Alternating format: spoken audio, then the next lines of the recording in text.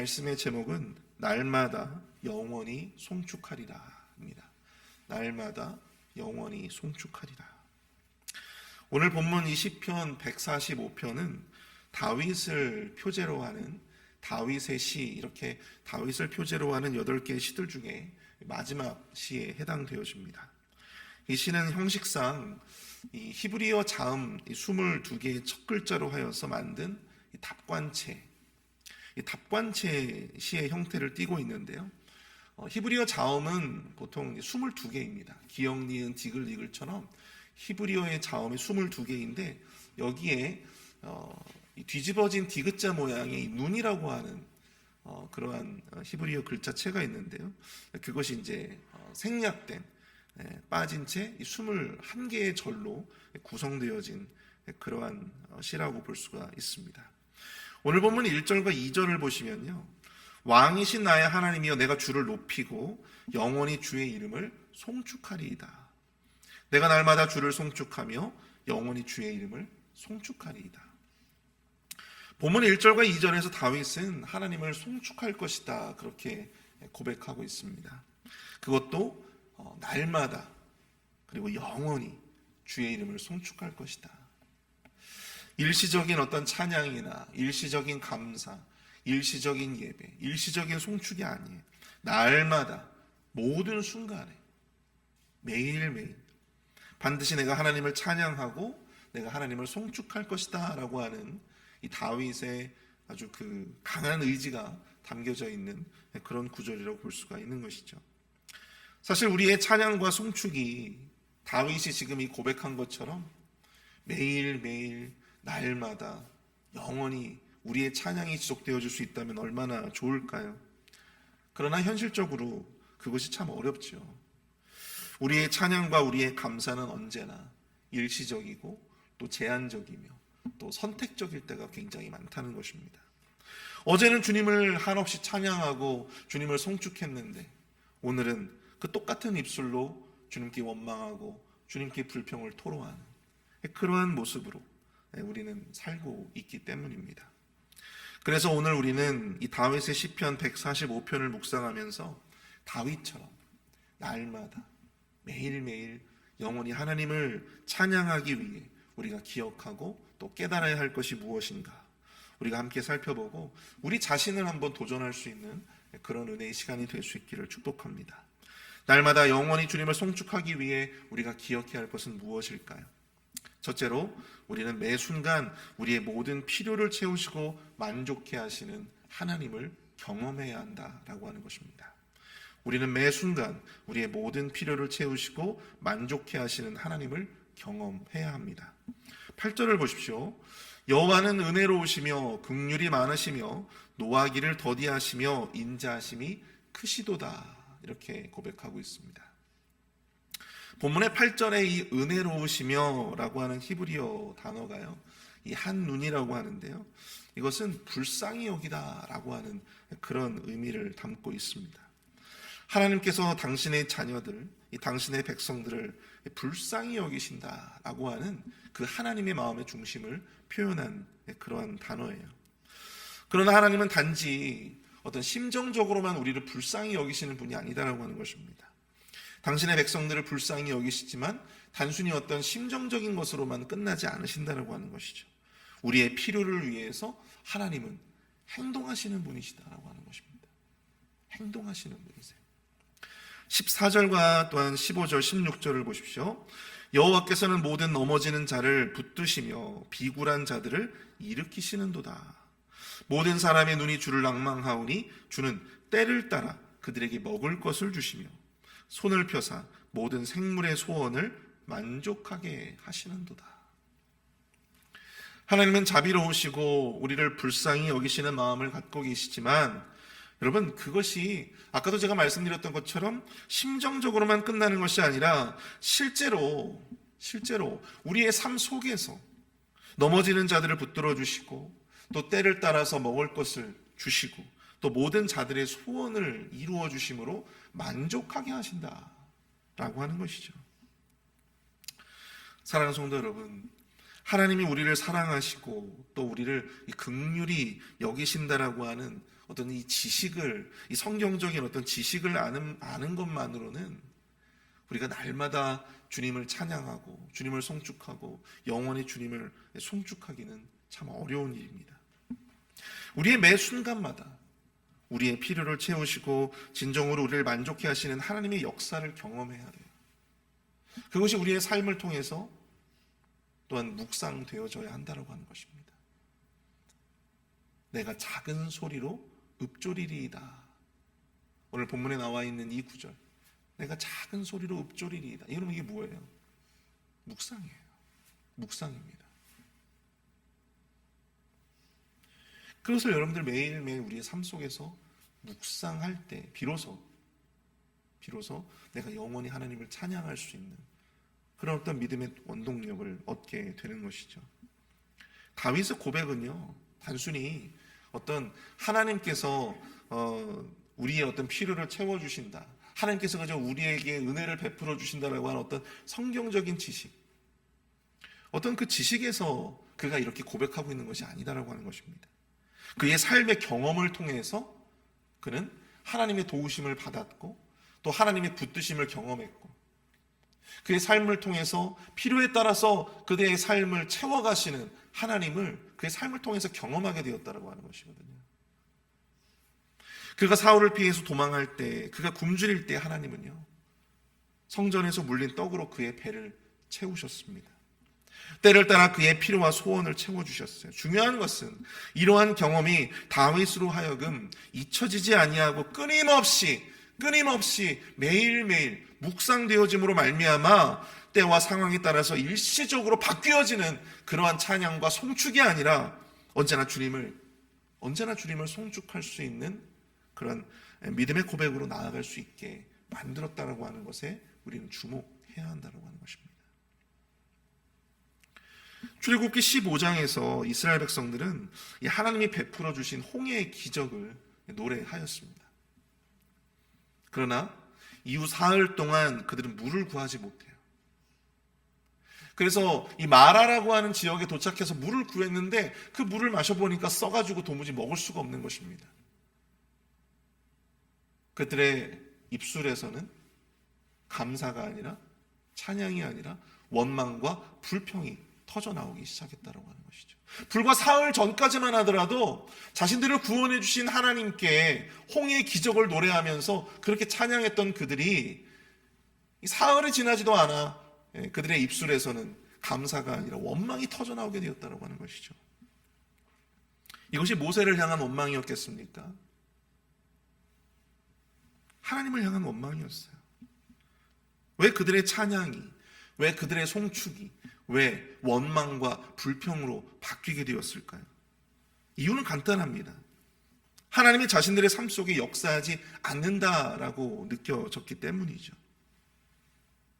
전에는 자신들이 원하는, 자신들이 지금 필요로 하는 어떤 안전, 애굽의 군사들로부터 자기 자신을 지켜주셨던 그 하나님의 도우심, 자유, 바로 이런 것들을 경험할 때에는 하나님이 자신들과 함께 한다라고 생각을 했다라고 하는 것이죠.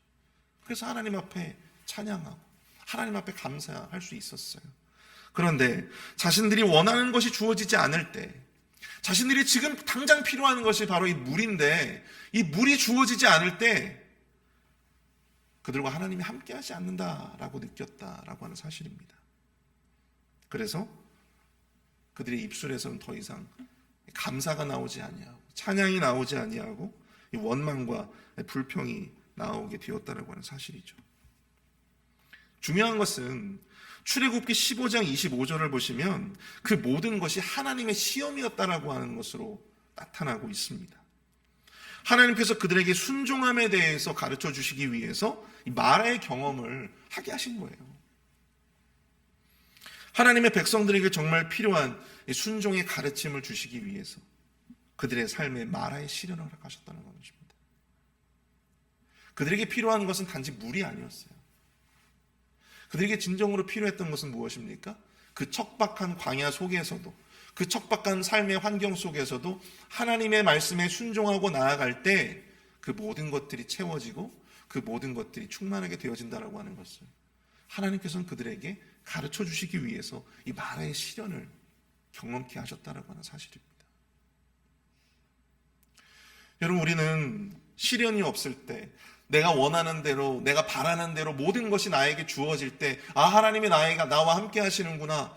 그럴 때 우리의 입술을 통해 막 하나님을 찬양하잖아요. 그런데 내가 원하는 것들이 나에게 주어지지 아니하고 내 삶의 환경이 이 마라처럼 강팍하게 흘러갈 때 우리는 어떻습니까? 하나님을 향하여 우리의 입술을 들어 원망하고 불평할 때가 너무나도 많이 있다는 사실입니다. 그것이 바로 우리로 하여금 하나님을 날마다 영원히 찬양하지 못하게 만드는 그러한 장애가 되고 있지는 않습니까? 중요한 것은 우리가 지금 이 마라의 아주 쓴 경험을 하고 있는 바로 이 순간에도 여러분, 하나님께서는 우리와 함께 하심을 여러분들 결코 우리가 의심하지 말아야 된다는 사실이죠. 지금 이 순간에도 하나님은 여러분 우리의 필요를 채워가고 계신다라고 하는 사실을 여러분들 꼭 기억하실 수 있기를 축복합니다. 사랑하는 성도 여러분, 하나님은 우리를 늘 불쌍히 여기시고 우리의 모든 필요를 채우시고 만족해 하시는 분이심을 여러분들 결코 잊지 마십시오. 비록 내가 원하는 삶의 환경이 만들어지지 않는다 할지라도, 때로 쓴 물과 같은 마라의 경험을 한다 할지라도, 여러분, 나의 필요를 채워가시는 하나님, 나를 변함없이 이끄시고 돌보시고 만족해 하시는 하나님을 우리가 온전히 신뢰하며 나아갈 때 그 믿음대로 부어주실 하나님의 은혜와 축복을 바라보며 나아가시는 저와 여러분들이 되실 수 있기를 축복합니다. 그리고 이것이 매일매일 묵상되어지고 또 이것이 매일매일 우리의 심중에서 우리의 입술을 통하여 읊조려지고, 그러므로 말미암아 날마다 영원히 주님을 송축할 수 있는, 찬양할 수 있는, 감사할 수 있는 우리의 신앙이 되실 수 있기를 축복합니다. 날마다 영원히 주님을 송축하기 위해 여러분들, 둘째로요, 우리는 매 순간 우리의 모든 기도와 간구에 응답하시는 하나님을 경험해야 한다고 하는 것입니다. 우리는 매 순간 우리의 모든 기도와 간구에 응답하시는 하나님을 경험해야 합니다. 여러분, 18절과 19절을 보십시오. 여호와께서는 자기에게 간구하는 모든 자, 곧 진실하게 간구하는 모든 자에게 가까이 하시는도다. 그는 자기를 경외하는 자들의 소원을 이루시며 또 그들의 부르짖음을 들으사 구원하시리로다. 아멘. 여러분, 우리 하나님은 멀리 계시는 하나님이 아니시잖아요. 우리와 늘 가까이 계시는 분이심을 여러분들 기억하실 수 있기를 축복합니다. 여러분, 하나님은 우리와 늘 가까이 계시는 분이세요. 우리가 이것을 두고 친밀함, 이 친밀함이라고 하는 단어로 우리가 정의 내릴 수가 있는 것이죠. 우리 본문 18절에서 가까이 하시는도다라고 번역된 히브리어 이 카루브라고 하는 단어는요, 장소 혹은 어떤 물리적인 장소, 그다음에 시간, 또 혈연적으로 가깝다라고 하는 것을, 친밀하다라고 하는 것을 의미한다고 합니다. 하나님과의 친밀한 관계를 강조하기 위해서 사용되어진 단어가 바로 이 카루브라고 하는 단어예요. 우리와 늘 친밀한 관계 가운데 있는 이 하나님은 당신을 경외하는 자들의 소원을 이루시고 그들의 부르짖음을 들으시고 또 구원하신다고 합니다. 우리가 간절히 부르짖었기 때문이 아니에요. 우리가 얼마나 열심히 하나님 앞에 부르짖었는가, 그것이 바로 응답의 어떤 포인트가 될 수 없다라고 하는 것입니다. 뭐 때문입니까? 바로 하나님과 우리 사이의 가까움, 하나님과 우리 사이의 친밀함. 바로 이것이 아버지와 아들, 또 왕과 백성이라고 하는 하나님의 친밀한 관계, 이것이 바로 우리의 모든 기도와 간구를 들어주시는 하나님의 그 모든 역사하심의 원인이 되어진다라고 하는 사실입니다. 여러분들, 누가복음 18장에 나오는 불의한 재판장의 비유를 다 아실 겁니다.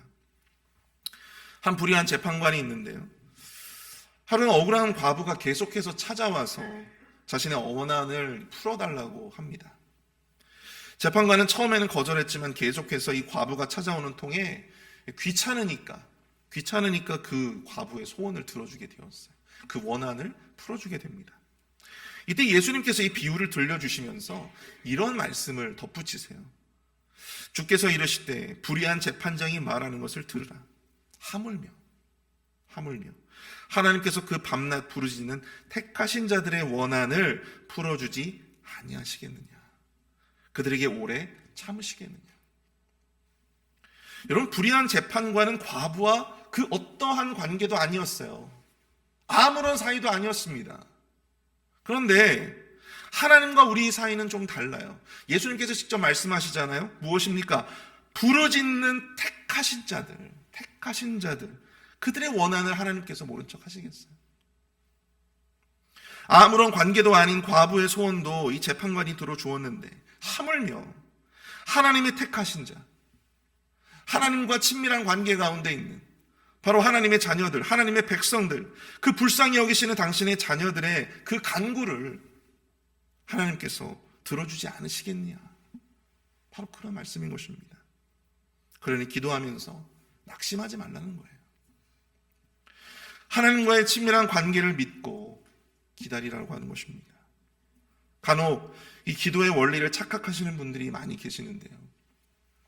마치 우리가 간절히 원해서, 우리가 얼마만큼 하나님 앞에 간절히 원하느냐, 얼마만큼 내가 열심히 하나님 앞에 오랫동안 정말 열심을 다해서 기도하느냐, 그 정성 때문에 하나님께서 우리의 기도를 들어주시는 것이다 착각하시는 분들이 계신데, 여러분 그렇지 않습니다. 우리가 뭐라고요? 우리의 그 열심이 뭐라고? 여러분, 그것은 이방인들의 기도예요. 하나님은요, 우리의 정성을 보시는 것이 아닙니다. 우리가 불쌍해서, 우리를 긍휼히 여기셔서 그만큼 우리와 가까이 계시기 때문에, 우리를 사랑하셔서 그 친밀한 관계로 말미암아 하나님께서는 우리의 그 기도와 간구에 귀 기울여 주시고 또 우리의 소원을 이루어 주신다라고 하는 사실이에요. 우리가 이 관계의 원리를 잘 이해해야 합니다. 그래야 우리가 날마다 영원 지속한 송축과 감사로 나아갈 수 있는 줄 믿습니다. 여러분, 기도의 응답이, 내가 하나님 앞에 간구한 그 응답이 내 정성 때문이라고 오해한다면 그것은 나의 공로로 여겨질 수 있는 것입니다. 그러나 하나님과 나와의 관계의 원리, 그 친밀함의 원리로 이해한다면 기도가 응답되는 것도 하나님의 은혜이고 그것이 지연되는 것도 하나님의 은혜로 우리가 여길 수 있다라고 하는 사실이죠. 사랑하는 성도 여러분, 하나님이 우리를 그토록 특별한 관계로 우리를 가까이 두시고 계심을 기뻐하시고 감사하시는 저와 여러분들이 되실 수 있기를 축복합니다. 여러분, 단순히 그저 내가 기도하는 것을 하나님께서 응답해 주셨구나, 그것을 하나님께서 나로 하여금 이루게 해 주셨구나 라고 하는 것에 여러분들 기뻐하지 마시고요, 내 기도를 들으시는 이가 다른 이가 아니라 바로 나의 아버지 되시는 하나님이심을 기뻐하실 수 있는 저와 여러분들이 되실 수 있기를 축복합니다. 그분이 나의 하나님이시기, 그것이 더 기쁘고 그것이 더 찬양과 감사와 송축의 이유가 되어야 할 줄 믿습니다. 이 고백이 있다면 우리는 날마다 영원히 주님을 찬양하고 또 송축함으로 나아갈 줄 믿습니다. 이 송축에 우리의 삶을 더욱더 가득 채워갈 수 있게 되어지기를 축복합니다. 우리 오늘 다 함께 오늘 말씀을 생각하면서 우리가 좀 함께 기도했으면 좋겠는데요. 하나님, 일시적이고 제한적이며 선택적인 찬양과 예배와 감사가 되지 않게 하여 주시고 날마다 매일매일 영원한 찬양이 되게 하여 주시옵소서. 우리의 삶에서 우리의 모든 필요를 채워가시는 분이 하나님이심을 깨닫게 하시고 또 우리와 늘 가까이 계시는 하나님, 우리의 기도와 간구에 응답하시는 그 친밀하신 하나님을 경험하는 이 매일의 삶이 될 수 있도록 인도해달라고 이 시간 함께 마음을 합심해서 기도하며 나아가도록 하겠습니다.